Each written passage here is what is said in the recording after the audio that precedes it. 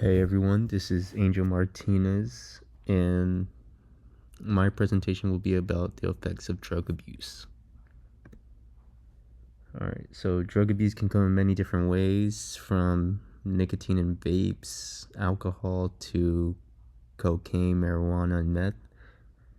And I would say this mainly affects people of all ages. For example, unborn babies, their survival rate can greatly be impacted depending if the mother has been drinking alcohol or other substances, which can lead to the baby's stillbirth or a miscarriage, and even if they do survive, they can be born prematurely.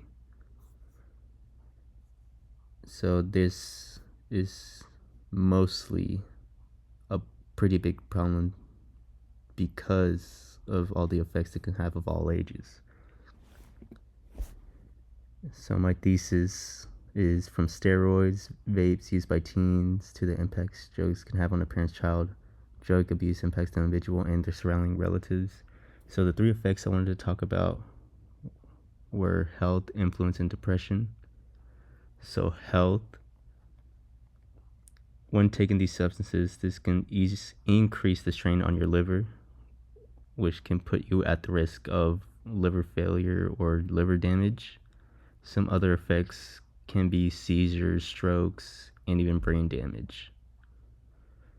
And for influence, when a child sees their parents abusing these substances, they become influenced, and the possibility of them also abusing these substances increases by a lot.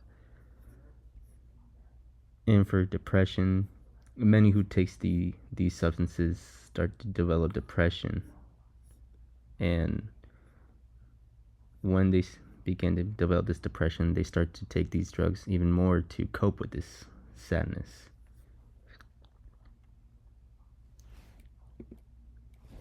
But the main drug I wanted to talk about was steroids. So the abuse of steroids is really impactful on your health. So with liver damage, due to recent studies, this can greatly increase your cholesterol and decrease your HDL cholesterol levels. And what HDL cholesterol level is a high density lipoprotein, which is basically the good type of cholesterol that you need for your body. And once this is reduced, this can easily affect your health. And following that, this also reduces your testosterone production. This will be mainly impacted by males, and this results in testicular atrophy, which means this reduces the man's fertility rate and decreases their sperm count.